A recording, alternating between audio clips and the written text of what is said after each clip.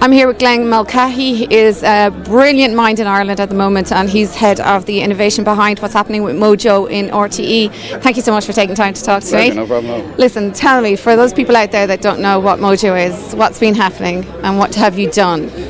Okay, well we probably need to jump pre-Mojo. So back around 2000 we started this idea of video journalism, teaching journalists to go and shoot with their own cameras, and those cameras were about this size and cost €8,000, and that was pretty much all we did up until around 2012 or 13, and around 2008, 2009. Around 2008, 2009 we got our first smartphones into the organisation and started to experiment with them as creation tools.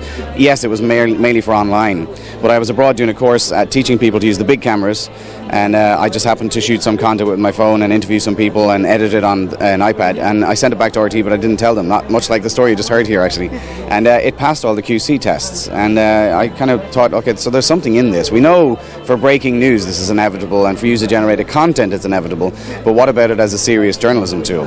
So I came back and made a kind of pitch to RT about wanting to experiment a bit more and research it a bit more, and in fairness they supported me, gave me a fund to research it, and then about 6 months later I presented a kind of a kit of accessories that you could add onto your phone to improve the quality of the sound, fix the battery life, all the things that were wrong at the time.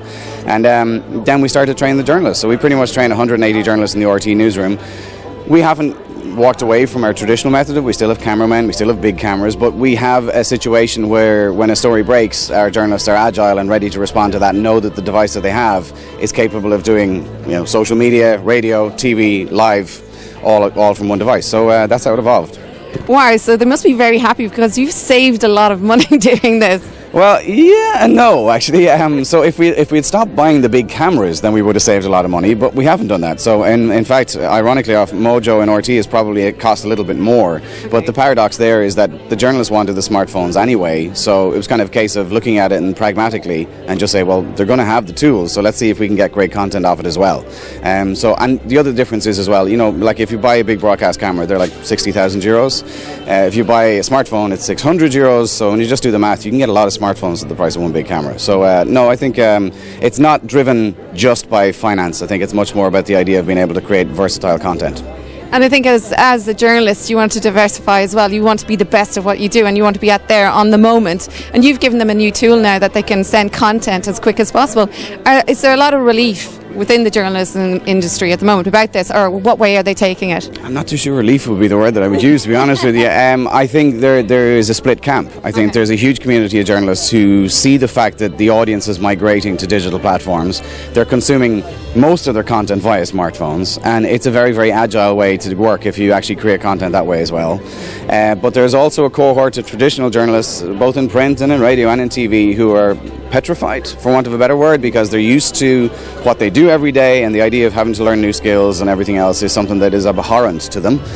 So they're kind of not quite as optimistic or opening and welcoming about the whole idea. So it's a split camp, but I think certainly between MoJoCon last year and MoJoCon this year, I've seen a consistent and continuous growth in the market across all the different media platforms. So you've just heard from people from newspaper and from radio and from TV, more and more adoption, and that trend is not going to go anywhere soon. It's going to continue to grow, guaranteed. Great. And you're here in the Aviva Stadium. How does it feel to actually progress to this point after all your hard work? It's somewhere between petrifying and relief. The petrifying bit obviously is just making sure everything goes well and that the delegates have a good experience, but the relief obviously is it takes 6 months to organise this, and I mean just the logistics of bringing 60 speakers in from around the world and 700 delegates, it's quite a challenge, but it's great because what actually happened at the back of the conference last year that I didn't genuinely anticipate was that a Facebook group was formed, and suddenly there's like 900 people from all over the world sharing their stories, sharing the stuff that they've shot, sharing new apps and stuff. And that community, if you will, is growing continuously. So, I'm hoping that this is going to concrete it and help it to grow even further. And even with the early insecurities about how the change and those people that are stuck a little bit in what has been happening in the past, I think it's a really innovative idea, as you said yourself. It's part of the progression of the industry, isn't it? Yeah, it's inevitable. Social media, you see it every day. You've Facebook, you've Twitter. I think there has to be a shift, and I think if you can amalgamate the old with the new, wouldn't that be a wonderful idea? And I think you're doing a great job so far. No, well, thanks very much. I think when the old and the new, the interesting thing is that like you can profile your audience without a lot of depth. It's easy enough to know who they are, what age they are, and everything else as well. And sometimes it's worth knowing that there's no point throwing the baby out with the bathwater. If you have a product that's working and your audience likes it, then you can't just stop serving that audience. So in some ways that's why Mojo as an add-on is more beneficial, because that actually opens up a whole new market potentially. For instance, you'll hear this term millennials bounded around an awful lot.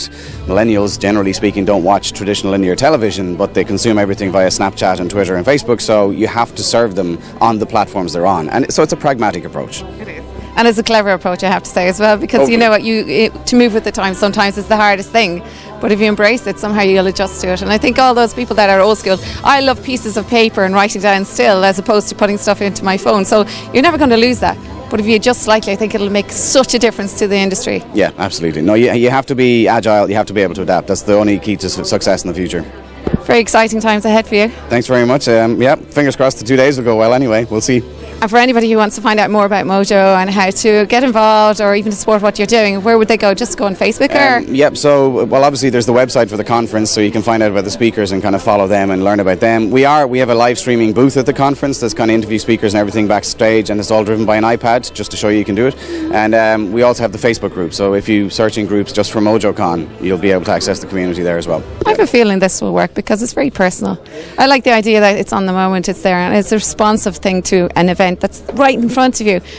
Yeah, no, I mean that's one of the key things. You'll hear the speakers talk a lot about this. One of the things we noticed very early on was that people respond to mobile in a different way to the big cameras. They kind of perform for the big cameras, so you get an element of the stage thing, whereas actually when you just put a phone up on a tripod, or even not in a tripod, people tend to just kind of think, well, it's a phone, I know it can shoot video, I have one, so no big deal. And they just talk to you very intimately and sincerely. So it's quite interesting, particularly for human-based, human-centric stories. You get a very authentic kind of response. And isn't that the core of journalism as well? You have this sense, this feeling, this excitement of the moment of, putting yourself into it. It's not just a functional thing. I think what it is quite emotional, and you're quite empathic to the moment, and I think that's what pure journalism is, and that's why I think the old and the new will work, because there's a way forward. It's a way forward, and again, you're right, it's responsive, so you can you don't have to set stories up like hours after they've happened. You can effectively create the story as it happens.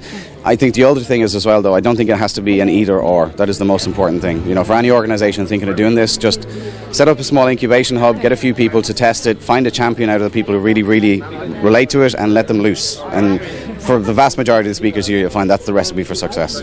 Well, listen, you have a convert here, definitely. Not with that camera, though, right? So well, we have lots of stuff to do, but I think it's a great idea, and definitely we'll embrace it, because I think that's the way forward. And as a community, when we stick together, it's going to achieve a lot more, and we'll get out to more people. Isn't that the goal? You can reach hyper-local communities in a way that you can't when you have limited resources. Yeah, that's the difference, yeah. Well, I think what you're doing is fantastic, and I'm delighted you took time to talk to us. You came. I'm really delighted. Thanks a million for the interview.